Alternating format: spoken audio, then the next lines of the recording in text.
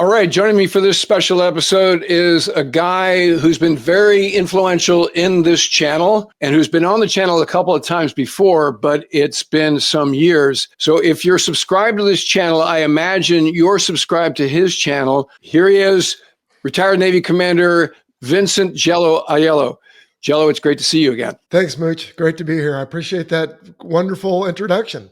So today is the release day of your autobiography called Through the Yellow Visor. I've read the book in its entirety. I'm going to give it 2 thumbs up. And as some of the blurbers, like our good friend Hoser and others said in the write-ups, this is the perfect book for anybody who thinks they want to go to flight school or who has the ambition that they want to be a fighter pilot. So let's talk about this circuitous path that you've taken, starting with where you grew up and what was your first influence that sort of made you think you might want to be a fighter pilot? So I was born and raised in the San Fernando Valley, just north of Los Angeles, California. And my mother divorced my father when I was 2 because he was somewhat untenable to be around. And he's no longer with us, so I probably should be a little more gentle. But no, he was cantankerous. I think even he knew that. He spent most of the rest of his life single. But my stepdad showed up, and he was the son of an Army officer. And he decided, and he and my mother were dating, but he took all of us to the Point Mugu Air Show, Mooch, in 1978. I was 8 years old, and I was first time on a base, smitten by the noise and the ice cream probably and everything else. And I remember something from that day, Mooch. You might not believe that this in this day and age, but they did a live AIM-9 Sidewinder shoot. And I've since had that story corroborated by other people that were there. It was an F-4 Phantom shooting at a Lu-2 flare heading west, so towards the Pacific. And I just was, obviously like, this is crazy. What are we doing right now? And at 8 years old, I just thought this is really cool. And it wasn't until a little later, though, that I actually decided that's the direction for my life. But my brothers and I, we definitely loved aviation. There's a great picture in the book of you looking into the cockpit of an F-14 at that air show. You get the bug, and in the book, you do document the fact that you just said, I'm going to be a fighter pilot. You sort of had that resolute statement, and everybody's like, okay, whatever, right? And so how did you proceed from there? The same stepdad, Jim, who took me to the air show, and my brothers also sat me down when I was in 10th grade and said, hey, what are you going to do with your life? You're going to be nearing the end of high school in a couple of years, and you can't just figure it out when you get to that point. And so I really credit him with lighting that fire in me to say, you know what, I think this is something I want to go for.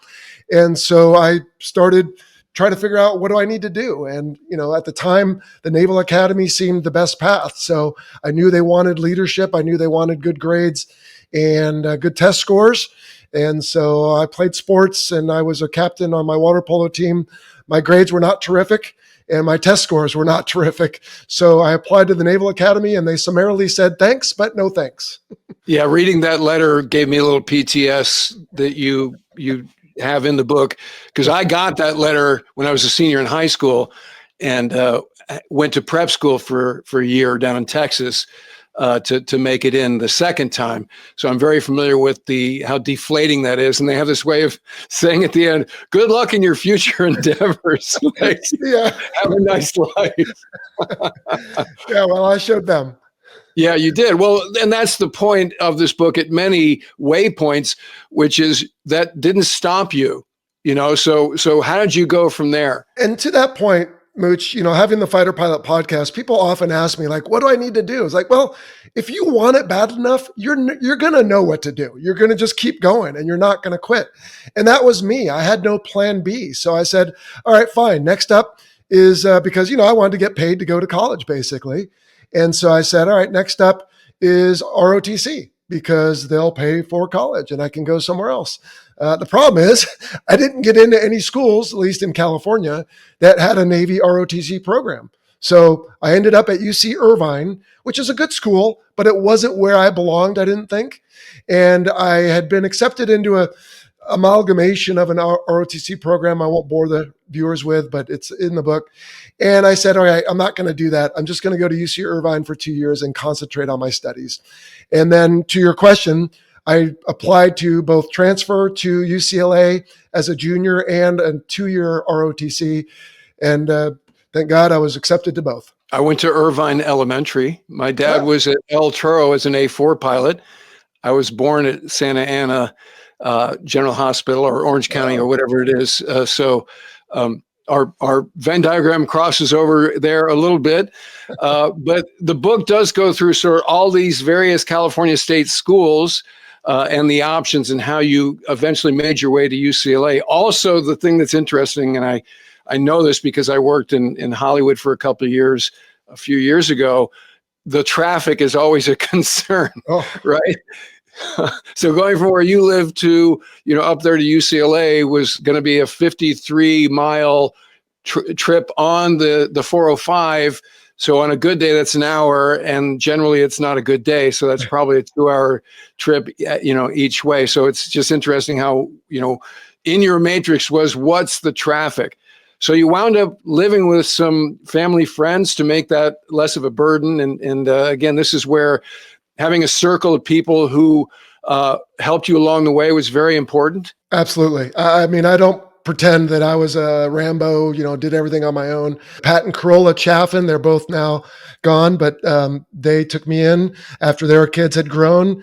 And it was, they were in their, I think, maybe early 60s at that point, and I'm an 18-year-old college freshman. So there were no raging parties at their house, but it was a great transition because prior to that, I was one of 5 kids. And so this was a great stepping stone and not just a push off the ledge kind of thing. So it ended up being good. And yeah, people have helped me all along the way. Jim's parents, they helped pay for the first couple of years of school. And so I don't think any of us can get very far without help. No, that's absolutely true. The other thing that jumps out at me throughout the book is you're always spring-loaded to say yes and take advantage of opportunities that are unforeseen. You did that as a mid. You had an E2 hop off the boat, and then you went from the small boy you were on over to midway, I think. You're just sort of taking it in every way and sort of building this puzzle one piece at a time. What I didn't do a great job of, and I appreciate that compliment, but I'll, tear myself down a little bit here. I did not enjoy playing surface warfare officer on the ship prior to that. And as the reader will find out in the book, if there's something if there's something I believe in, man, I am go and in the right direction, hopefully. And if I hit an obstacle, I go over it, around it, through it, whatever it takes. But if it's something I don't believe in or don't particularly have an appetite for, I didn't learn how to still do a good job at it, I'm afraid to say, Mooch. No, that's kind of how service selection goes, which is eliminate the things you don't like, right? And then something pops out.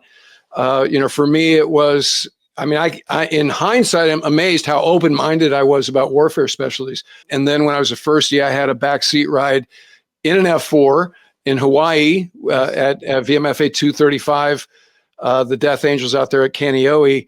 So my eyes were already bad. I knew I was going to have to be an NFO. It's sort of this process of elimination. So I can relate, particularly to the surface warfare part. This is not to say that it's not an important warfare, especially, and we don't need great people, especially with what's going on now in the Red Sea, et cetera. But that's part of it, right? And again, this is my point with respect to you put yourself in these environments and you realize, oh, I don't like this. I don't want to stand watch on the bridge or stare at a radar screen for 4 hours at a time and get no sleep and so forth and so on and be pitching and in this small boy. So if it's an abstract to you, maybe you make the wrong choice. And for you, it's like, no, this is firsthand sort of opinions based on, the impressions I have from being amongst them. So I think it's fair for you to say, look, I just realized I don't want to be a surface warfare officer, right? Yeah, and I don't think I ever had any illusions that I did want to. But just prior to that, again, in the book, as you allude here, Mooch, when you're ROTC or Academy midshipman, you spend your summer doing something. And I had gone to the USS Kirk. It was a frigate, guided missile frigate. But just prior to that, I had spent 3 weeks playing Navy SEAL. in mini buds. So buds is the 6-month training that they go through. And we went for a week of each of the 3 phases. And it was incredible. And it was physically challenging. And I thought, this is awesome. And I sort of got, I don't know, I will say bullied into it. But, I went and I had fun. And then I said, okay, you guys are incredible and awesome. I don't want to do this. 90% of the candidates tried out of buds. Yeah. So you're like, I didn't want to be part of that 90%, and then lose your momentum. Yeah. Well, that's good to realize that by exposing yourself to things like mini buds. That's why it exists. So you wind up getting your commission and getting selected for Navy pilot. What happened when you got to Pensacola? You show up in Pensacola, you're like, I'm on top of the world. I just finished school. I've got my Ensign mobile, right? Your new car. And you show up ready to go. And it's like, oh yeah, here's Aiello. We're way down at the bottom of the list because this is 1990, late 92. So Top Gun, the movie, is only 6 years old. There's still a giant population of folks trying to become the next Maverick. And so I sat for a full year, Mooch. I was commissioned August 15th, 1992, showed up in Pensacola in September, and I started API, Aviation Pre-Indoctrination, August 17th, 1993. So I spent a full year sitting around, but a lot happened that year. So you get through API, you get to primary, you're flying the T-34C at Whiting. Well, let me just say that went real well at first because multiple choice tests are relatively easy if you just study the gouge, which is the test questions and pass down notes from the guys ahead of you. But that's not the same as then learning something and applying it in a simulator or in the airplane. So I started fast, and like people who go for a run, you start fast and then you ease off. I ended up hitting some hurdles through flight school pretty quick. One of those was the airborne environment. Like you say, in ground school, you can be acing it, and on top of it, then you actually get in the airplane. And as we know, that feeling of the pressure when the instructor is asking you a question, you're talking on the radio, you're trying to do a point-to-point navigation, all of these procedures, all of a sudden the engine rolls back and the instructor's screwing with you, you got to go through your boldface, the pressure's on. So you faced particularly a challenge with air sickness. I absolutely did. And the funny thing is, Mooch, here I am 40 years later, 3,000 hours in the F-18, however many hours now in an airliner every day, all the time. And I go get in a little airplane with people and I'll still get sick. So I don't think I ever truly got over it. You get proficient for a while. But yes, very first flight, I got sick, even though I didn't have breakfast. Something found its way out. The next day I got, a little queasy, but held it down and then thought I was doing great and then got sick again at the very end of T-34 training. But I didn't tell the instructor that time because it was a little goof on my part. But it's always an issue. And I guess so is the way I look or the color of my hair or anything else. It's just, hey, that you got to accept your lot in life, So you get through primary, selection day comes, and one of the instructors is kind of screwing with you, kind of like, what if you got P3s, right? He asks this question, and you're like, well, I guess I'd do the best I could or something like that. Yeah. You kind of knew he was screwing with you. So you get jet grades, and you go on to advanced. And so at this point, you were at the crossroads of you could have got T-45s, which was at the time a new airplane, or you could have been one of the last TA-4 guys. And did you choose VT-7, or is that what you were given? In a way, I chose it in so much as I had the opportunity to choose and chose not to. So I'm tying myself in a pretzel here. But effectively, they asked our class after T2. So you did skip a step there. We had the T2 Buckeye. But they brought us all in after a rough weekend of partying because we just finished a big phase of training. And my head was still throbbing. And I'm like, blah, blah, blah, and I said, ask somebody else. And I remember this vividly, Mooch. They're all like, and I'm like, I don't know. What are they going to do? I want to be with my friends or something. I don't know. It was some lame excuse. Hey, I was 24, 25. And in the end, I ended up flying the A4, which I was glad I did because it has an amazing legacy, of course. And so I was glad to be able to fly that instead of the T-45. And later, I could have maybe gone to fly it later, whereas the A4 went away. So yeah, I went down the hall to VT7 and flew the Skyhawk. Well, as you point out, it's amazing we're still using the T-45, which is a whole nother story. And you're right, I did leave out the T2 phase, which is pretty huge. So back when I went through VT10, the first airplane we got in was a T2. Wow. We didn't do any T-34 stuff. So your B1, your first FAM hop was in a T2, and they'd go through the squirrel cage. And that was the test to see, if you were going to get airsick or not. So you're wearing O2, a G suit strapped into the ejection seat. And those were kind of our bragging rights from our, Academy classmates who went pilot. It's like, hey, we're already flying jets, they're like, well, do you control it when you fly? I'm like, well, no, but we're flying jets. Right. And so loved the T2. Later did spin training when I was in the Tomcat community in the T2 back when the aggressor squadron had one. Very cool jet, can do a lump shavak, can do a steady state flat spin, full up spin airplane. So you go through great detail about the various phases, how to fly formation, day and night, all the different things that they taught you during that phase. So I don't want to leave that out. So you get through TA4s. The other thing you point out is because of budget pressure and the fact that the Lexington had been decommissioned, you did not CQ after or at the end of the T2 phase of flight school as was normal.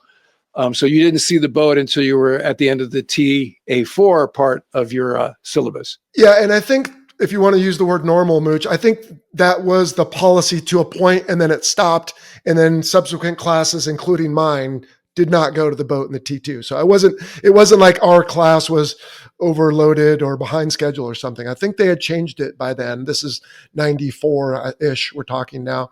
But yeah, so first time going to the boat was in the TA4J. But starting with the first landing in the T2, we did carrier style landings. And, the reason I go into so much detail, as you point out, thank you, is I just want people to know what it was like back then. And of course, it's different today. But, I struggled and I'm not afraid to admit it. And I had a hard time, even on the field, landing a T2 as if I was going to the carrier. And it was my very first, what we call down, meaning you're doing poorly and you need to be pulled out from everyone else and given extra time, or maybe washed out, which was not the case for me. But yeah, I struggled through different parts. I mean, right in Hollywood, I don't know, you see Hangman and his attitude and everything, and you just assume he probably was good all through his career. And in real life, we're not like that. No, that did jump out at me, how candid you are about the challenges of landing. And I had a flashback when the instructor walks in, he says, okay, I'm going to give you a down because that'll allow you to get 2 other flights. And you're kind of going, is that the Matrix's best, right? Because I got a down on one of my low-level hops in the T-39. I got a leg ahead of myself. And, when you get back to the ready room and it's pink sheet time, you're like, next you're thinking, okay, we're going to have an evaluation board here and I'm going to get washed out and then I'll be at SWAS. And, it comes at you quickly. You're like, this is kind of a fragile thing, this being a flight student status, right? So you really do have to, it's a gut check. It is. And again, if you want something badly enough, what I write in the book is I just decided, figure it out or get washed out, whichever comes first. Yeah. But again, this is the theme, is you just stick with it. So in A4s as well, the LSOs are giving you some critiques, as LSOs always do. Particularly you go to the boat and they're talking about every pattern and every pass. And again, for aspiring Navy pilots, this is great granular detail of what it takes to make it through and the challenges along the way. So what were your first impressions when you went to the boat? What boat did you CQ on? Carroll Vincent, USS Carroll Vincent. And my first impression was it doesn't look the way I remember, because in the E2, like you said, I was able to get a ride as a midshipman. You get this little window and you can kind of look out, but it's not really. Well, now I'm sticking throttle in hand, which I don't know about you. It's like camera and microphone. All of a sudden I'm, nowhere near as good as my best day kind of thing. And I look down in this giant ocean, and it's hard to identify unless maybe someone is also a pilot, or if you look out the window a lot when you go overseas or something, but it's a big, big ocean, and a carrier is big at times. But when you see that little thing way down in the ocean with nothing else around, that's why we call it a boat. It's tiny. And I just had self-doubt, which again is not like Hollywood stereotypes, but I said, oh my gosh, how can I do this? And I wasn't sure that I could. Did you get led into the case one pattern the first time, or were you solo, or how did that go? We came into the break. There was an instructor. I don't know if he just broke off and went somewhere else or if he went down and landed, but I took my interval and turned downwind and just, heartbeats usually doing this, right? Mine sounded like the cannon in a F-14 or F-18, 6,000 rounds a minute, 100 rounds a second. That felt like me. Like it was crazy. It didn't have any nose gear steering, so the guy would hook up to your nose gear and steer you around, and then you got a bridle for the cat shots, which is sort of interesting. I remember distinctly the first time I went into tension, because we don't practice this at the field. But I know there was a bridle. We'd been briefed on that. And I knew there was people under there working on it. But Mooch, it was like turning on the kitchen lights in the dark, and the cockroaches go scattering. Now, real quick, I do not mean to denigrate those hardworking men and women. They are brave souls, and I'm not calling them cockroaches. But in a similar way, I go to tension, and people just start running out from under my airplane. It was just one of those instances where I thought, that's crazy. Where is it? How are there that many people down there? And you also describe in great detail the first cat shot. So I remember mine. I didn't go to the boat in the RAG. So my first cat shot was on my first deployment. Wow. When we were on Indy, I was in VF-32 flying with the XO. We're in flight deck control. We're going to hot switch into the airplane. Oh. So the XO says, grab my LPU. So grab my my life preserver. And I'm like a little kid walking around the flight deck, holding on to him. And we walked between the two cats on the bow. And we hot switched into one of the airplanes. And, I rogered the wakeboard. I was pretty proud that I did that correctly. And then that first cat shot, I'm thinking, because there's no way to describe that feeling, especially the old catapults on a carrier like Independence, which was a conventional carrier. It was quite a jolt. And I'm thinking, how does a pilot do this? If I'm so far behind the airplane as the Rio along for the ride, how would a nugget pilot do it? And you describe it perfectly in the book. So what do you remember about your first cat shot? Well, so I had a cat shot in the back of an E2. And again, I had that little window. I think it was on the port side. And I just remember, Mooch, the horizon being like straight up and down. I'm like, what is going on? Because your ears, right? They can't handle the fluid in your ears. And so I'd had that experience, thank goodness. And again, you don't practice this at the field, but we knew what to do. We had talked about it, briefed it, chair fluid, I guess. And so I get up there, I do all my thing, I wipe it out. I salute the shooter, who I think the shooter is. I could have been off completely, but they saw I salute, so they knew I was ready. And I put my head back and I said, okay, hold on. And this is what I'm told to do. And the next thing you know, it's just like a freight train had come up from behind and hit you. And instead of crumpling your airplane, it's just pushing your airplane. And of course, everything just, your eyes, your ears, everything just like, whoa, total freak mode. And then it's over just as fast, Mooch. And you go flying forward because you're no longer accelerating. And then it's like, wow, I just want to high five someone. But it's like, oh, wait, I got to fly an airplane right now. Yeah. So like you said, you're just sort of this leap of faith. And I'm reminded, so last spring, Hoser and I went out to Truman, and to your point about your inner ear, a cod cat shot is the same feeling, where at the shot, and it's not very dramatic compared to, certainly a 70,000 pound Tomcat, but, your inner ear can't keep up, and it feels like the jet or the airplane, the cod, the C2 does this immediately. That's your feeling, is like you're vertical during the stroke. And so you describe it very well, where suddenly you get your wits back, the airplane's flying, right? Because you had it trimmed up and everything. Yeah. Then you're into the pattern and turning downwind and banging out traps for your CQ. Yeah. So did you have any issue with getting a qual? Were there any, question marks or anything along that path? It was very blue collar, I'll put it that way, which was sort of a theme, again, Chekhov's knife for the rest of my career, although not all of it. I did finally get better at the end. But, first pass, I think I way overshot. Second pass, too close to the guy in front of me, and took a couple tries to actually touch something. And then when I went hooked down for the very first time, Mooch, the very first trap was a one wire. And for those who might not be accustomed, your wires are numbered from aft to forward, back to front. My first one was a one, but it was my only one. Mooch. And then I never had a bolter, although I came very close. And then curiously, I had 2 wires, 3 wires, and 4 wires, and that adds up to 10, which is what we needed, but not in that order. Day 1 was abysmal. Day 2 got better. And since then, I've had people tell me that if they figured you were good enough, as you came around, they'd be like, no, that was a fair. Like, no, let's call that one an okay. Like, hey, what do you know? Jell-O got a 2.53 with a 2.5 required to qualify.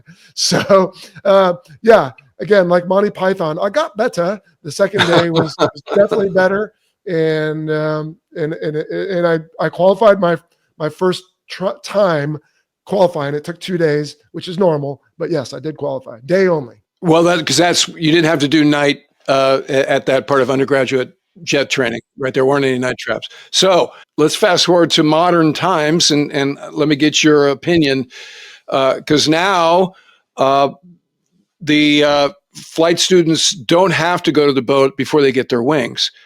Some of this is because they say it's unnecessary. Obviously, it's cheaper if you don't have to do all that bouncing and go to the boat. Obviously, it's easier on the limited fleet carriers if they don't have to support a training command CQ.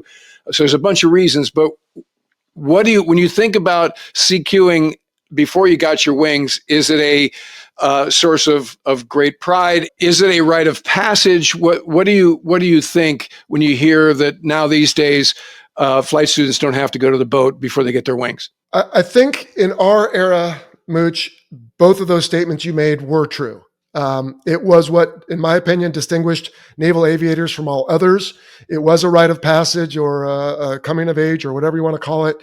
And with the technology that we had at the time, that was the method for the training and the requirement to get your wings. Although some people today will make the argument, oh, how are they going to wear gold wings of a naval aviator? Like, well, how did the P3 guys or the helicopter guys or gals? So I don't think that's necessarily a good argument.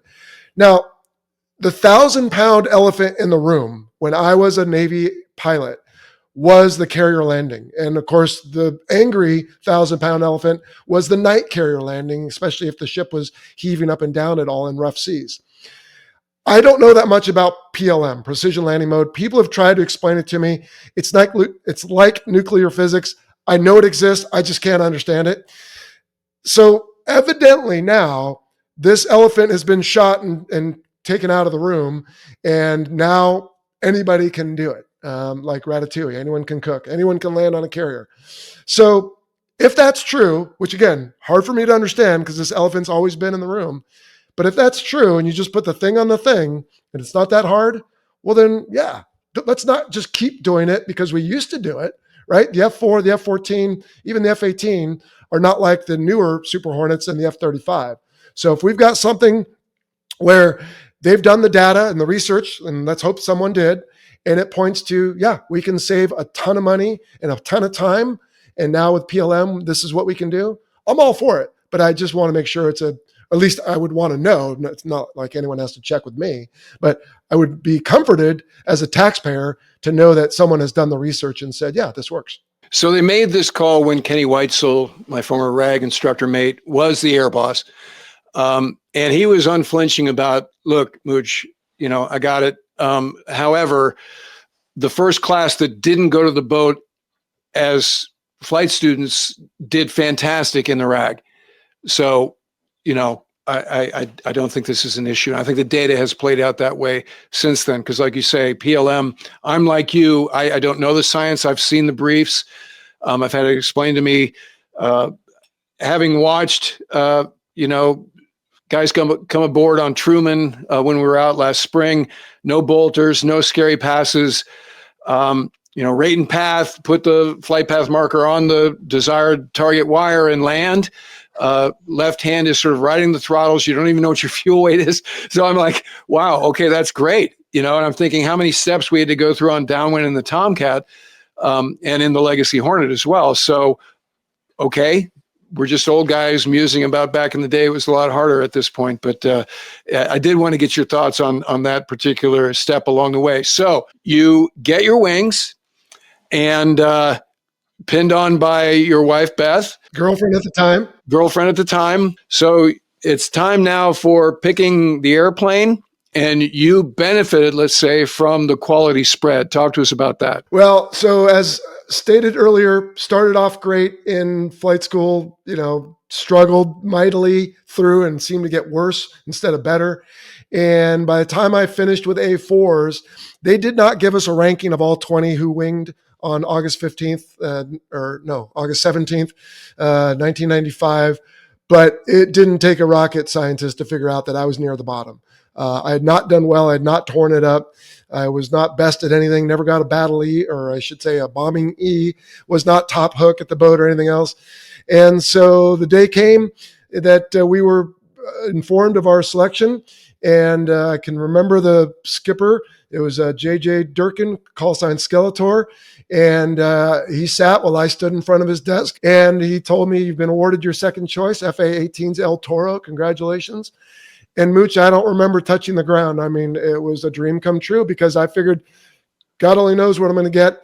And this is what I'd wanted was the F-18. The F-14 was an amazing aircraft, supersized reputation. I just didn't think it was for me. And so I was able to get what I wanted. And the funny thing is, again, Chekhov's knife, I'm right back there in Irvine, like you said, El Toro. I used to sit outside the fence line when I was taking study breaks, watching those aircraft come and go. And lo and behold, even though I'm a Navy guy, it's a Marine base, they're going to train me there as they do some Navy pilots. And it was amazing. So back in those days, we had two Legacy Hornet rags. One was in Cecil. The other one was a Marine Corps squadron. People may forget at El Toro back when that was a base. Now it's like John Wayne Industrial Park or something. It's not there anymore. The Irvine Great Park. Okay, Irvine Great Park. And so you go through the rag at VMAT 101. VMF AT 101, yes. Oh, VMF AT 101. And what were your first impressions of the Hornet? It was sleek. It was fun. It was the very first airplane was named Christine because it was a maintenance nightmare. And sure enough, we had a pseudo emergency on our first flight. But the F-18 and I felt like this was a match made in heaven. I relaxed about my performance. I was where I wanted to be. I was 25 years old. I had a big truck, a fast motorcycle. I'm flying a sleek fighter. I'm living in Southern California. Mooch, I titled that chapter, The Best Year of My Life, which my wife doesn't particularly like because we actually went our separate ways. She got a master's. I got an FRS degree. But we did get back together, thank goodness. But phenomenal year. Everything about that year was just epic. You get through with the rag, including CQ. Which boat did you CQ on? And now you see the boat at night for the first time as well. So how did that go? Yeah, what boat did I CQ on that one? I don't have really, to be honest, any memory of CQ except for, to your point, at night, I think I had one or two bolters. And prior to that, they were looking for, what do they call it? Something. There was a name for the guy they were going to send right to Japan kind of thing. And you got to be Must pump. Thank you. And so I think they were looking at me because I'd been doing pretty well. And in fact, real quick, it's in the book. At the end of advanced in the A4, the CO's remark was like, barely passed, but he's trainable. Like, gee, thanks a lot. This time I finished the FRS and like, hey, finished with distinction. I'm like, all right. So I thought I was going to go to Japan. And I think the one or two bolters might have been, or they're dried up a need or someone else from a different FRS, but I ended up not going to Japan. So I don't really remember that CQ, to be honest, other than it was dark, but I don't think, Mooch, I was smart enough yet to know how scary it was because it was new still. And so now we get to the part where you and I served together. So like you said, you didn't go to Japan. You wound up going to Cecil, and you were in VFA 86, the Sidewinders. I had served with that squadron or in the air wing the previous deployment. We did the last cruise on America, the Bosnian War cruise. Yep. In 95, 96. And then the guy who is DCAG, that was our CAG, Boomer Stufflebeam, asked me to stay on as his OPSO, CAG Ops, a job you have later. And I needed the work, let's just say, to make 05, not to mention whether I was going to screen or not, but this was just to make 05. My detailer advised me that that was a good idea to take that job. And like you, I had a good support network in my better half. And so I called her on the sailor phone home that you talk about, that you used from time to time, and said, they want me to go, stay on and basically do back-to-back sea duty. And she's like, fine, that's great. And so that was the best thing I ever did. And that CAG Ops tour that we talk about when we served together was my favorite, because we had an all-star team in the air wing. And also the game was rigged because I'd just gone through all of that. So I knew where everything was about to happen, particularly when we went to Fallon and we did COM2X and all the other things. I'd just done it, so I knew all the players at Second Fleet or NSOC or wherever. So that was a lot of fun. And so here you are at Nugget. It's my 5th deployment, your first deployment on George Washington. It's 97, 98. So you're a Nugget in VFA 86. What do you remember about the first deployment? Not a lot. I remember having very big eyes and trying to keep my mouth shut because that was what was encouraged of Nuggets, and just learn. But I do remember that we had, and maybe you can corroborate this, Mooch, what was called like a love boat cruise. Like, oh, this is going to be awesome. We're going to go over to the Med and all these places, Greece, Turkey, Israel, which we did pull into Israel, which is almost unthinkable today. And as you recall, right, Saddam is acting up and Clinton wants to show him a thing or two. So we pull out of Haifa, Israel, and our scratchy TV with CNN through the satellite says, oh, yeah, the USS George Washington has been ordered to the Persian Gulf. And like a couple minutes later, hey, everybody on GW, yeah, we're going to the Persian Gulf. So we ended up going down there and flying a bunch of OSW instead. I have interviewed Admiral Mullen on the channel, and we recount that particular episode. We had just played golf at Caesarea, which at the time was the only golf course in Israel, built on a Roman ruins. So it was me, Dirt Callahan, TR, and Admiral Mullen played. And so we get back to the boat after that wonderful day out there of normalcy, which is always a big deal, right? Where you get to do things like play a round of golf. And to your point, we're watching CNN, and the Admiral's staff is watching CNN, including Admiral Mullen. And Christian Amanpour says that George Washington is going to the Persian Gulf.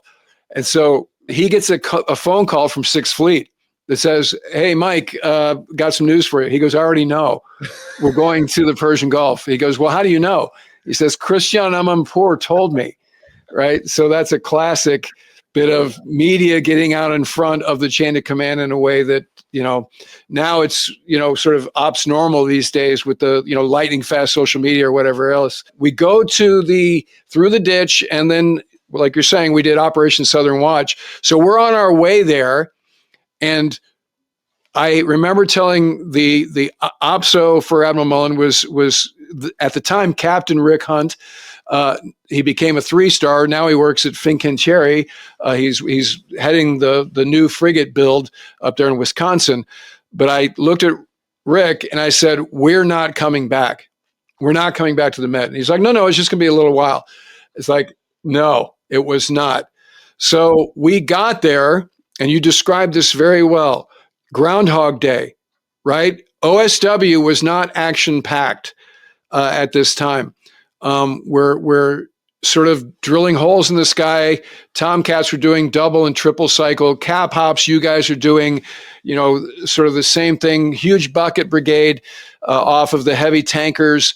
That was probably the most challenging part. In fact, we had a midair in the pattern with 2 of our Marine Corps guys. The XO was killed, hit by the OPSO in the pattern at night.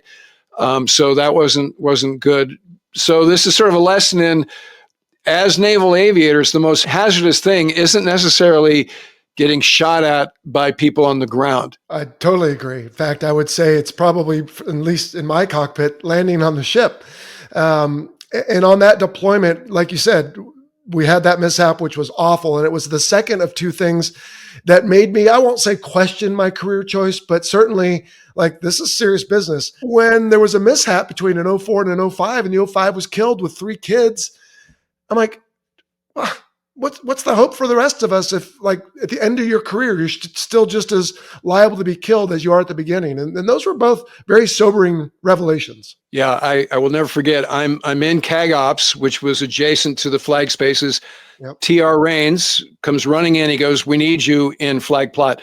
So we go in there, and I'm listening to the radio, and they think somebody's saying Eagle 201, Eagle, and they're like, "Who would Eagle be? We don't have anybody with the tactical call sign Eagle." And I said, no, they're saying T-Bolt, Yeah. not Eagle. And so they're talking about the midair, and one of our helos picked up the survivor in the case of the OPSO, and the body of the XO, and the guy was my Joey D. If you remember, Joey D. was the ASW guy on CAG staff, was flying that helicopter. And I met them on the flight deck, and the OPSO had ejected with his goggles on. So he had cuts on his face because he didn't think he was going to have to eject, right? I mean, it just sort of, they had the midair, and both airplanes kind of came apart, and I think that initiated ejection in his case. So, like you say, it's sobering. You're like, this never gets easy, that you can never take your eye off the ball. A moment's inattention where maybe you come inside and then you come back out and the guy maneuvers, or however it happened. Just another lesson in, kind of like the SEAL model, the only easy day was yesterday.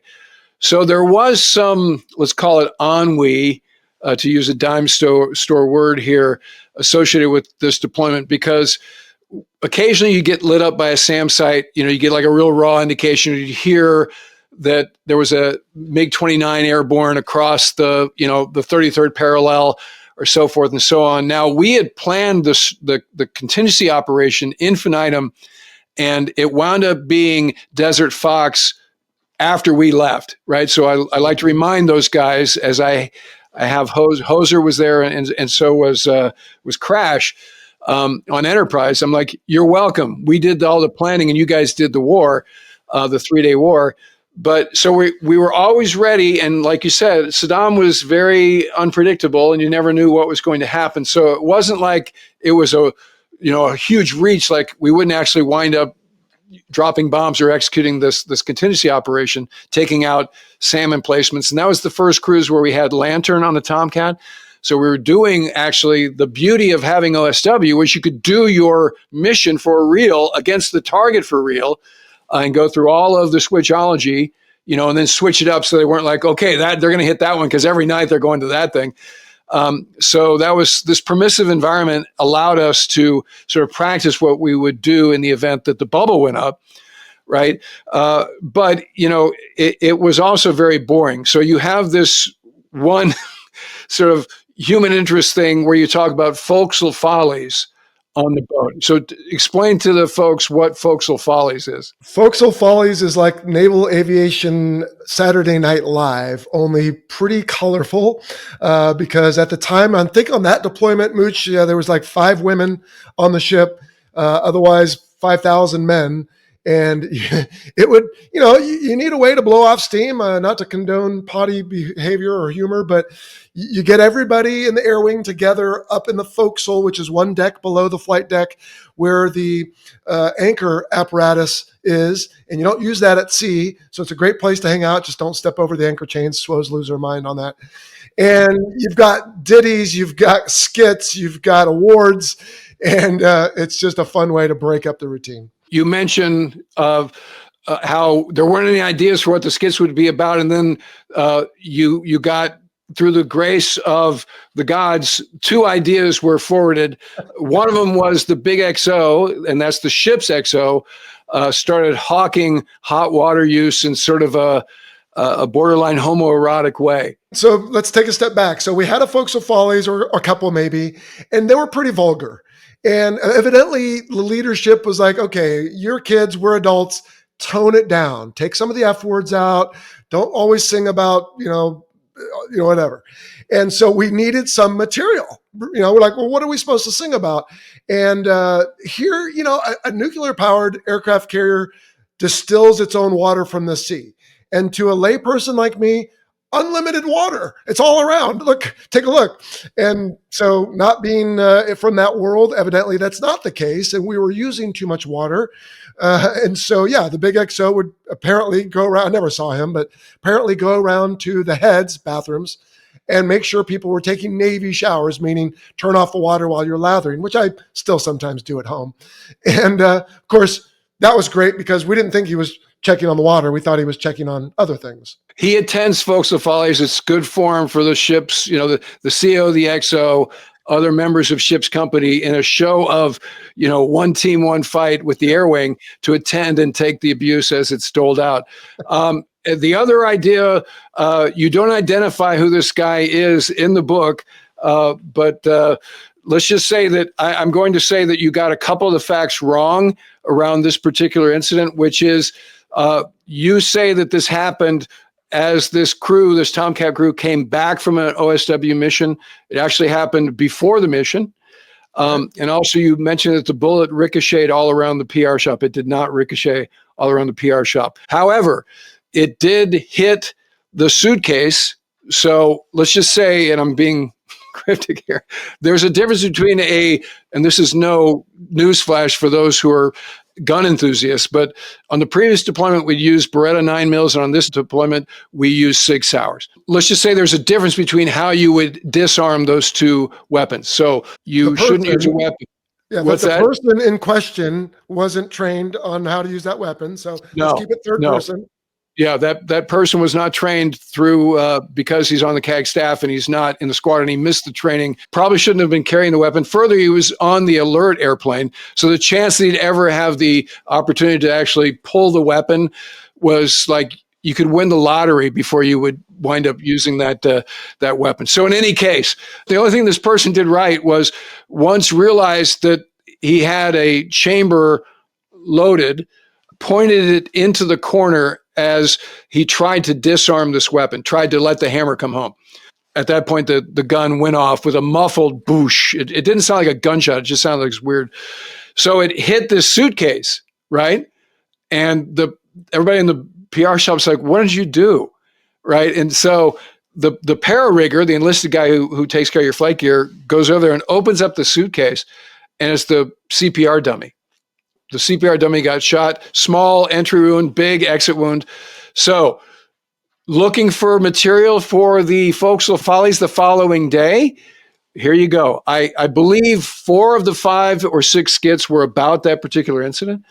So just wanted to clear up the record just because I want your book to be super accurate. The spirit is correct in that it was grist for the mill at Forecastle Follies. If you ever find the person in question, please thank him for giving us cannon fodder for Forecastle Follies. And if I exaggerated the story a little bit, I didn't know the details. So to me, a bullet ricocheting around a metal room, kind of like the blasters in the junk compactor in Star Wars, is far more exciting than the story that you told. So, but again, that's true. It is more exciting. Yeah.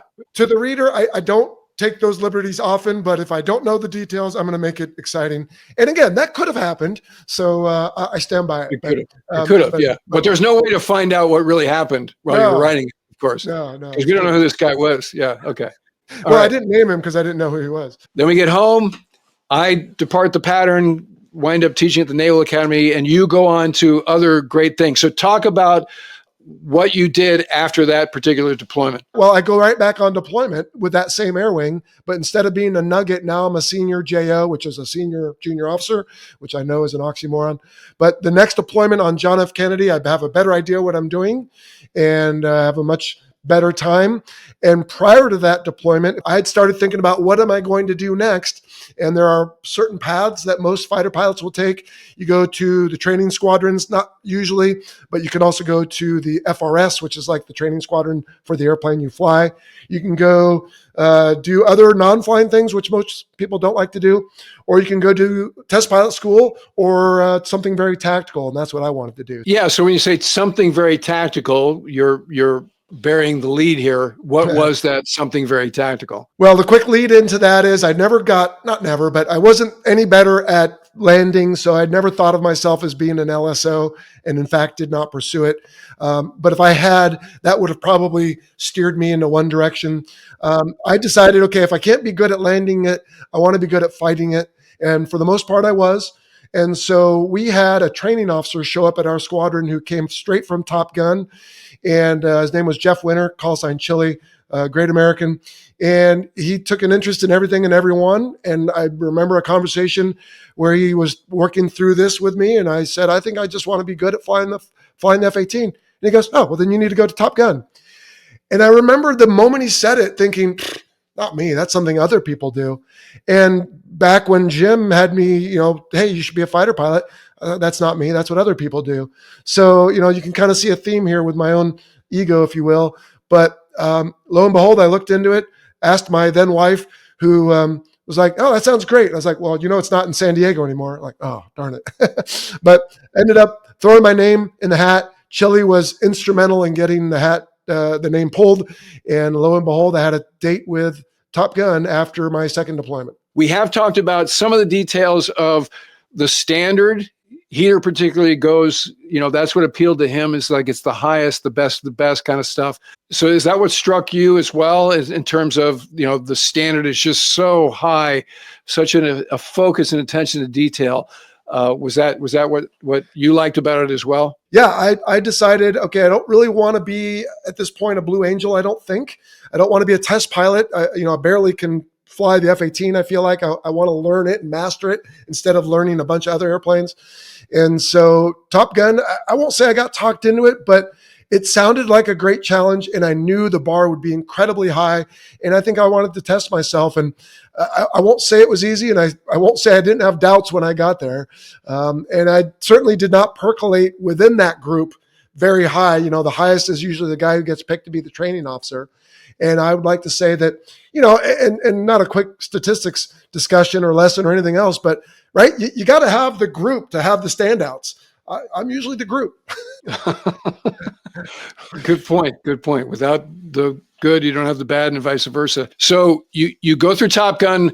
What was your next squadron tour then? Where did you go from there? I go to VFA 97, which in 2003, Mooch, was still flying F-18As. There was still a squadron flying As with no AMRAAM in 2003. How did that go? Not well.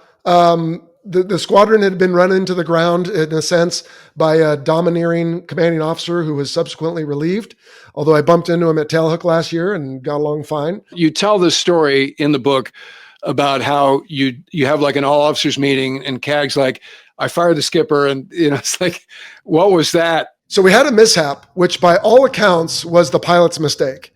Now, of course, as always, there's other little things that lead up to it, but the command climate being unhealthy was determined to be causal. So it wasn't all the officers, it was the 04s, and I was a brand new 04. I was not a department head, I was a training officer, but they called me in anyway. And the CAG walked in and he said, I just fired your CO. Do I fire your XO? And we're like, whoa. And I had just gotten there, so I deferred to the others, and they said, no, he wasn't part of the problem, but he wasn't part of the solution. So they sent him a message by bringing in Dobes, who had just turned over a different squadron in a different air wing, and having him be the CO for a while, and the XO fleeted up at the usual scheduled time. So what air wing are we talking about? On what boat was this? This is Air Wing 11 on Nimitz in 03. Oh, okay. So now you're doing post 9/11 stuff. So you go from doing Operation Southern Watch to Operation Enduring Freedom, or Iraqi Freedom. When we got there, Nimitz was sort of, hey, you're going to be the cleanup kids. So we had all these carriers in a Desert Storm Part 2-esque type thing. Of course, some of them come back, mission accomplished, and that was its own brouhaha. But everyone clears out, we go in, and now it's just like keep the peace after the fighting as the insurgency picks up. And there was some activity. We had F squadrons with us at that point. And I think some Air Wing 11 squadrons dropped bombs, but our squadron did not. And from what I understand, our Air Wing commander was not particularly respected, and our ship was not included. So there was a lot of kinetic stuff going on, but Air Wing 11 did not do very much. But to that point, in 99, when I went back on deployment with CAG 1 before I left 86, Mooch, that was the one and only bomb I dropped. Is at that point, after Desert Fox, to your point, we did start some kinetic, and I did have one opportunity to employ a 500-pound laser-guided bomb on a AAA gun that was shooting at us. And so that was my one and only weapon dropped in anger. Timing is everything, right? And so this isn't something that we can synthesize. You just have to be ready when the opportunity comes, right? So like you said, didn't do it when it looked like it was a done deal, but you did do it, because all the beams crossed and you got a sortie off where you got to drop a bomb in anger. And I think it's worth caveating this discussion, Mooch, that I hope I speak for most of us, that we don't want war. We don't want killing. If we can kumbaya, great. But we are trained. And if it's going to happen, I want to see if I have the mettle. And so to your point, Desert Fox was between our two deployments. Allied Force was, we had a guy get FNAB'd from our squadron for doing something he shouldn't have, went to a different squadron, and to your point, luck, he went over and dropped a bunch of bombs. Well, and thanks for saying that about, we don't want war. Yes, we don't want war. But I do remember, again, my data point with respect to those feelings is we plan the strike. Well, first, as we've already described, we sortie out of Haifa, Israel, through the ditch around the Arabian Peninsula into the Gulf, and we think this is it, right? And we're doing strike planning the whole way around, and then it cools off. In fact, Admiral Mullen was concerned that we're losing our edge, because we're just drilling holes in the sky, and they're sort of wrestling with how do we stay on the step over this protracted 4-month period. That's a challenge for leadership. And then we pull out, and sometime later, Enterprise does Desert Fox, which is basically our plan. So it's like, okay, right? That's a timing issue. Now, again, I don't want war, lest we be labeled warmongers, as I often am in the comments, especially about Ukraine episodes. But in any respect, yes, we want to test our mettle. We're trained to do something. So when somebody else makes the call, it's not like we start the war at our level. Like I'm going to go out and start a war today, but when we get the order, you want us to be able to do it correctly, including minimizing collateral damage. And that's good weaponeering, and that's good execution, so forth and so on. So, but thanks for flagging that. I don't want to be too much knife in the teeth, lest we seem like we are, in fact, warmongers, which we're absolutely not. You go through that, then where'd you go from there? So from VFA 97, flying the A models, that was my training officer tour. I stay in Air Wing 11 and go to VFA 94, flying the Lot 12 Hornets. And that is the deployment, Mooch, where the PBS crews come aboard with their cameras. Reality TV shows were all the rage in the mid-2000s there. And so they end up releasing the 10-part, I think it is, PBS Carrier series. And I do have a cameo during the pitching deck scene as we're off the coast of Perth, Australia, on a god-awful night. Who else is in that? Dave Fravor, who has some fame from November 2004 with the whole Tic Tac and all that stuff going on. That takes me through my department head tour to 2006. So I'm at like 14 years of service at that point. Okay, so now you go from that. Then what was your first Super Hornet tour? That's going to be at the weapons school. And a quick primer for that, by hook or by crook, I'd achieved all my goals except for the Naval Academy, but I still got commissioned, fighter pilot, all that, Top Gun. Next up, I want to be a squadron commander, and I go to VFA 94 partly with the promise that the timing should work out for a good fit rep, as it's called. It's your evaluation, which not only is the ranking of where you fall out important, but how long is your fit rep from the last time they ranked everyone. And I thought I was going to be competitive, and due to various cosmic forces and the Air Wing commander making a certain decision, the duration of my fit rep was shortened such that it wouldn't have mattered how good I was anywhere else. I had maybe a 50-50 shot prior to that. As soon as my fit rep got shortened, there was no chance. So they sent me, instead of a staff job that would have been a high water ticket to show that I'm a company man, they said, hey, Jell-O, we need you either in China Lake or right there in Lemoore at the weapons school, which is a good job. You fly both jets. In fact, I flew 3 airplanes, I'll tell you about. But it's not a screening job. So at that point, I knew I was playing in the losers bracket, still playing the game. There's just no way to make it to the championship. And that was fine. So yeah, I went to the Strike Fighter Weapons School Pacific. As another guy who worked the losers bracket, sometimes that's the best thing that happens. This is life. We're older, we're wiser. Because when you're in the lifelines, success and failure is very defined if you buy that matrix, right? And so you kind of feel like, okay, I'm sidelined, losers bracket. but things have a way of working out. And in your case, it worked out great, including you wound up being a Viper driver ultimately, among other things. But let's talk about your health, your second health challenge, because you had an ear issue that you faced early on that popped up, I guess, later. They're like, hey, man, you got an ear thing. Yeah. And you had to get a waiver. But then you had a heart perturbation, and you go into some detail about what it is exactly cardio-wise.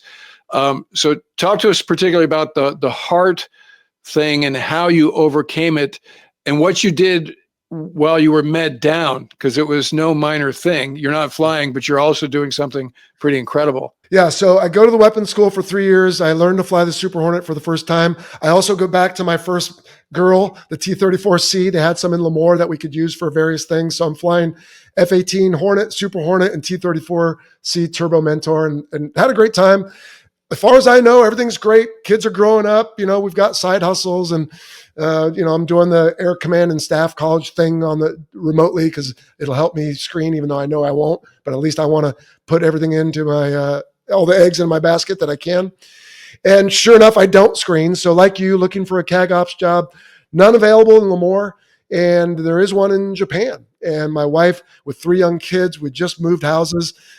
Seems foreign and scary. She doesn't want to go, but she decides to. So we go to Japan. We love it. But upon checking in, I have a flight surgeon who normally, most flight surgeons like, anything good? Nope. Here you go. Here's your upchit. Off you go. This particular one wanted to check me out, which was like, whoa, hey, you're not allowed to touch me till my annual flight physical kind of thing. But he looked me over and he goes, hey, you have a heart murmur. And Mooch, it was like, hey, Jell-O, you have brown hair and you have a heart murmur. It was apparently that obvious. And I said, yeah, well, so what? I feel fine, so I am fine. So give me my upchit and leave me alone. Not my finest hour. Then what happened? I mean, obviously you're not fine. So this is April 2009. Now, I do want to make this quick caveat, Mooch. Like Captain Miller and Saving Private Ryan, I've withheld telling my Fighter Pilot Podcast audience that I am a teacher all this time. And you are the first show where I'm recording this where I've not been coy about what it was, because the book is out, the world knows, and the FAA knows, and so it's fine. They've already known. So I'm flying all summer from April to September when my birth month is, and I get another physical from another dude, and he goes, hey, you have a murmur. I'm like, yeah, that's what your buddy said back in April. And I get some side stink eye, and I'm like, but I'm fine. I'm going to be 40 next year. So yeah, when I work out, I don't feel like I've got quite the capacity I used to. So we get off the ship. They send me to a civilian cardiologist in Japan. Lady either ignores me or doesn't speak a word of English, and I can't make sense on the display. It's like the sonogram on a baby, but on your heart. The doc gets it back. He's like, this isn't good. I'm like, yeah, whatever. And so again, head firmly in the sand, Mooch. So they send me and my wife to Tripler. We take our 2-year-old son because we can't leave him with friends, but we leave our 2 older boys with friends. And we go down to Tripler, and another, this time an American corpsman is doing the thing. And it's like this, Mooch, I swear. He's rubbing it on my chest. He's looking at the display. And I'm over there, and I'm like, hey, what do you see? He goes, I'll let the doctor talk to you. And you would think a smart person at this point would have figured out something was up. I'm like, yeah, that must be nothing. The doctor comes in and he goes, hey, you've got mitral valve prolapse. The valve is supposed to close like the top of a milk carton. You've got one side that's flopping around. The blood is pooling your atrium. I'm like, whoa, stop. And he goes, yeah, your heart's swollen twice as big as it should. You need to get this fixed. So we go through a few, rigmaroles there at the hospital in Tripler in Hawaii. And they do another test the next day, and a doctor comes in straight out of central casting, Mooch, and he goes, I think we can fix it. I'm like, well, explain fix it. He goes, well, we'll knock you out. We're going to cut your chest open and, open it up and bypass your heart, and I'll get to the valve. I'll cool it down. I'll fix it. I'll stitch you back together. We'll start you up again, and you'll be good to go.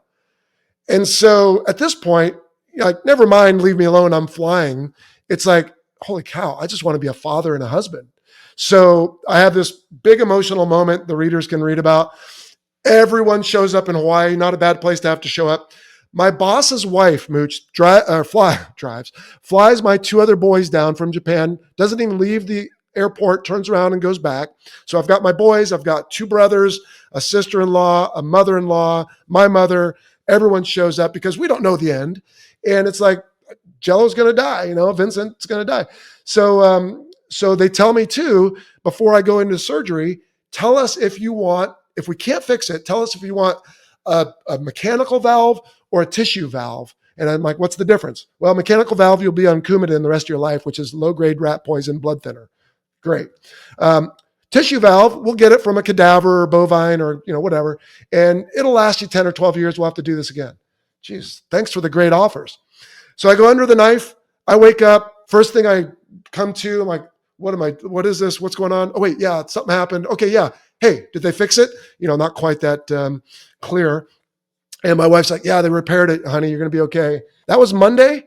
I leave the hospital Friday, got some amazing bruising, big red scar that has since healed. It's not nearly as exciting as I figured it would be at the beach, Mooch. I could almost flash your audience if you want to see it, but it's kind of scary. The flashing part, not the scar part. And so I get back to Japan. Everybody's like, holy cow, Jell-O, what the heck? And I tell everyone my story. And a couple months later, I get back to normal health and I say, hey, I'd like to fly again. So that's September 2009. In March 2010, I'm in the job still. It's CAG Ops, but BUPERS is like, look, dude, if you can't fly, we're pulling you out because there's not that many flying jobs for non-screen 05s. So I send in a waiver request and they're like, yeah, try again later. So I get ripped out of there. They give me a list of all the unfilled 05 shore duty billets. Pick one. Mark Tankersley, Tank comes in. Good deal for him. We get sent back from Japan after just 1 year. So we find a job at a fleet in San Diego, which I didn't know that much about, but a friend had been there and he's like, yeah, just go there. So I go to that fleet job. I hated it. It was staff duty. It reminded me of my midshipman tour on the frigate. I couldn't stand it. Plus I had enrolled on the rebound in an MBA program. So I'm busy. Kids are growing up, 3 boys. They're rambunctious and need energy. And I hated the job. My life was miserable. I wasn't flying. Nothing made sense. Just need to get to 20 now. But, NAMI keeps saying, yeah, ask later. Maybe we'll let you fly later. It's always like free beer tomorrow. And so in a moment of indiscretion, you might remember this, Mooch, or maybe at least hearing about it. In the mid-2000s with the war on terror, they were looking for IAs all the time, individual augmentees. And we always were able to hold them at bay, certainly at the weapons school, but then at this fleet. And one came along one day, and I knew I had about a year to wait to ask NAMI again. I was doing my MBA. I was miserable. And this thing looked cool. It was a special operations in Afghanistan, which we'd never flown over in my air wings. And I imagined myself, 13 strong or whatever the movie is. Like, I'm going to be calling in the airstrikes. I'm going to be the man. I'd done my mini buds. I'm imagining hanging out with the SEALs. I'm like, that's perfect. I can tell everyone that I did 3 weeks. So, I know what you guys do. And so I accepted this IA. And then I was like, on the way home that day, I'm like, oh, I probably should have maybe checked with my wife. But long story short, I go learn how to be a soldier and spend 6 months in Afghanistan working staff duty again, but at least it was somewhere new and exciting. And I'm still doing my MBA because they got decent internet out there. I'm in Bagram, and then I come back in the spring of 12. I embedded as a journalist in Afghanistan. We went all over the place, but obviously you can't go anywhere without touching Bagram, on your way to the other place in 2010. So that the analogy I use is Bagram must have been like Da Nang was in Vietnam, and that is big, and very American. And you can get a Burger King, and there's a traffic jam every day at 5 p.m. and that sort of thing. But that's where everything was happening. You had Strike Eagles, you had Prowlers, you had C-140 or not C-17s. It was a busy place during those times. So what were the big deal things that you were supporting while you were there? Well, we had special forces doing their things, and I'm not supposed to talk too much about it, but we worked the graveyard shift, which is when they were working, and we're doing wrap-ups and summaries and all this other stuff. But I ended up going to Kabul for a couple months because the command had a gap and they needed someone, so they sent me. And while I was in Kabul, Mooch, I bet you remember this, is when the big brush up with the Parwan, not the abuse years before, but the burning of the Qurans and the religious papers, which, by the way, was prescribed. I mean, later the soldiers and sailors were exonerated for doing it, but the prisoners were passing notes through these religious papers, so they burned them. The Americans did, which was the right thing to do, but it was witnessed at a distance from Afghan contractors that were allowed on base, and they reported it off base. So you have this huge flare-up, riots and looting, and they stopped potable water service and everything else. And so it was a real mess. Thankfully, I was gone during that. And then I used to work out a lot because there wasn't, frankly, much else to do but work out, eat, and study for me. And I would run the perimeter, which was like 6 miles. I mean, the good old days. I couldn't do that now. And when I got home a couple months later, you remember that, I think it's Evergreen 747? I used to run right there. I mean, if that thing had landed on my head, I would have been one more casualty. But it was a very interesting tour. And certainly the takeaway for me, Mooch, was that's why I signed up for aviation. No, it's a real eye-opener. The time you spend there, saw one Hornet the whole time I was there. I was down in Paktika province. It was a puking dog off of Vike, and did a moto, show of force pass. And that was it. Didn't drop any ordnance during a firefight. But it's a real, it makes you appreciate the other warfare specialists, particularly in my case, infantry. And I was with the 101st Airborne for the time I was there, for most of the time. And we went to, down to Helmand, and I spent some time in Kabul as well. Interviewed McChrystal right before he got fired for that Rolling Stone article, which was about a year before you got there. Yeah, but like you, I'm sort of like, I think I chose wisely by going aviation. Those guys, every day is a new adventure.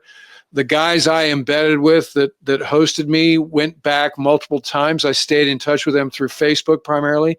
And so America needs to appreciate, as is the case now, there's a finite population pool that's doing the heavy lifting of national defense.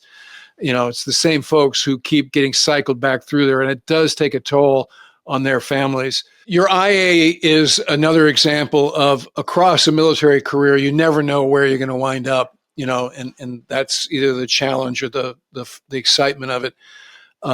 So basically, your heart situation is what led to that tour, which certainly is a source of pride, and the blinders came off, like you say. So just to fast forward, you get physically qualified again to fly. So talk to us about how that came about. I finally, believe it or not, despite having my chest cracked and my heart didn't beat for like over an hour while they did the surgery, NAMI let me fly again. So whenever anyone complains about the NAMI whammy or berates them, I say, when you're young, for sure, but when you're older, they'll work with you. So I got my qual back. And I went to Fallon because I figured that was a great place for a happy ending. Triple qualified, FA-18 Hornet, Super Hornet, F-16.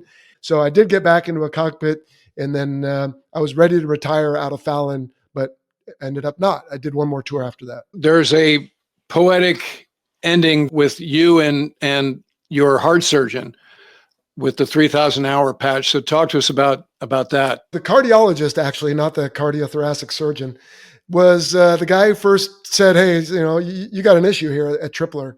And we became friends. I mean, he's a half dozen years older than me and likes aviation. So he had told me while I was sitting around recovering from something one day about the cigar box he'd been given by a World War I pilot, of course, years before, with a lot of mementos and knickknacks and pictures. And I had already, Mooch, I was 60 hours away from 3,000 in the F-18. And everyone, like, that's your big thing. In fact, I might have it on my jacket here. No, American flag. Anyway, you put the patch on, 1,000, 2,000. So I was in Japan. I thought it would take a while to get it. So I told them, hey, I'm 60 hours away, send it. And they sent it. And so I'm in Tripler, and the boss's wife who brought the kids down was going to the house to pick up a few things. And I figured, honestly, I wouldn't need it. I said, hey, grab that off my desk if you would. So she brought it down. And the day I left Tripler on Friday, the recovery room, I gave it to him. I said, add this to your, with a little bit of a show, add this to your cigar box. And I just blurted out without really thinking about it. I'm going to want that back someday. And, not until I went through that whole rigmarole did I realize, actually, yeah, I think I can make it. So when I went to Fallon, I got there in March. By September, I had achieved the 3,000, and it wasn't the day, but we picked a day when we thought everyone could show up, all the Hawaii people. And I was the OPSO, so I'd scheduled myself for a good deal 1v1 with my buddy Otter. And we landed, broke right over the air hangar and landed, and there's everyone waiting. And Doc comes out with everyone else and meets me at the plane and puts the 3,000 hour patch on my shoulder. And it was, redemption. It was closure. It was cool. So how everybody knows you now is the Fighter Pilot Podcast. So how did that come to be? I was in a bad place at the staff here in San Diego in 2010.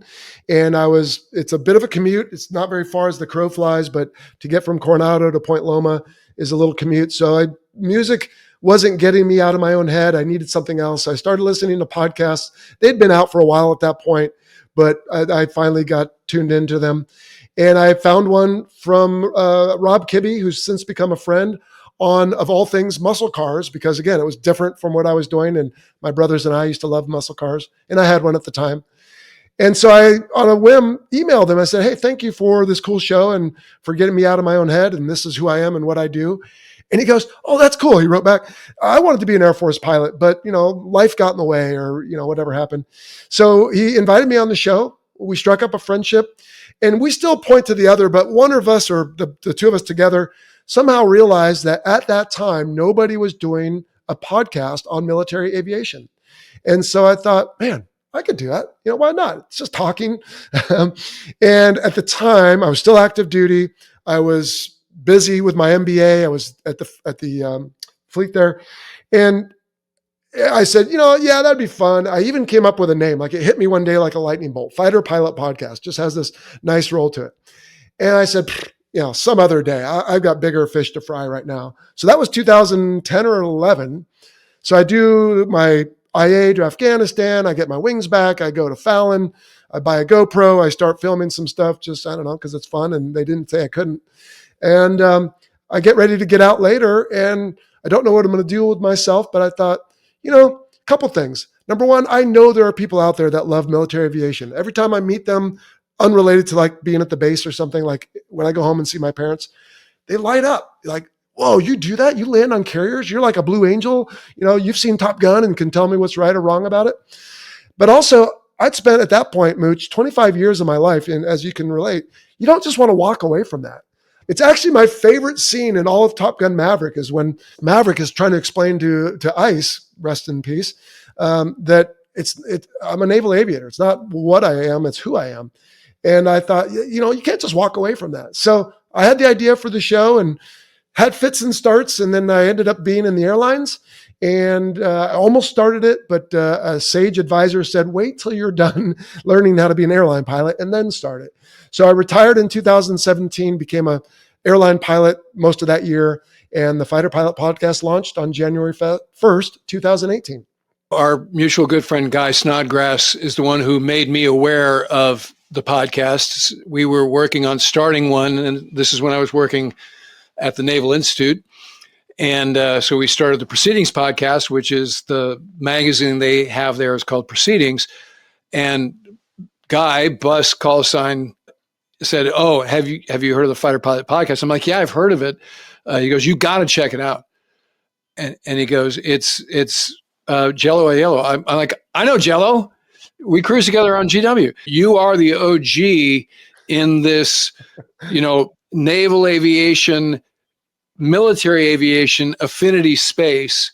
There's a number of other guys, and we know who they are these days across Insta and YouTube and just straight stick podcasts. But you kind of, as you said, nobody was doing it. You filled that need, and you continue to do so. And so when I started the channel, I reached out to you and I said, basically, what should I do? So you were very helpful and very open about, do this and this. And I would try this and just basically, actually gave me some Mac keystrokes that I was unaware of in terms of how to do screen captures, which has, been my stock and trade with my poor man's post-production. So the book is Through the Yellow Visor, The Life and Misadventures of a U.S. Navy Fighter Pilot by our good friend. And I did not know this. Your real first name is Eller Vincent Jell-O Aiello. Aiello. Eller Aiello is just a mess, but that's what I went by when you first met me. Somehow that escaped me, but you guys know and love him. I'm telling you, if you're a fan of the Fighter Pilot podcast, you're going to love this book. And again, if you're watching this and you're an aspiring fighter pilot or somebody who just loves the business, this is a must read because Jell-O goes through some of the granular details just like he has today, but even more so. We didn't even touch some of the stuff that goes on in this book. So congratulations, Jell-O. I know how hard it is to write a book and keep that, it's the fact you finished this is another testament to your stick with it sort of work ethic. Congratulations on the publication of this book. Appreciate the time today, Mooch. It's always fun rubbing elbows with you. And just to be clear, I gave you a couple thoughts on YouTube. You took it to the next level because you blew past me right away. Our shows are a little different, but that's okay. And you've definitely developed and built a big audience. So it's a pleasure to be hopefully in front of all or most of them to talk about the book and other things. And I hope to see you at Hook, if not before. Yeah, I hope I see you before then. It's always good when our paths cross, and we never know where that'll happen. So Jell-O, thanks again. You're welcome, Mooch. Thanks for having me on. This was great. All right, that'll do it for this episode. If you're not already a subscriber, become one so you don't miss anything. And in the meantime, I look forward to talking to you again very soon.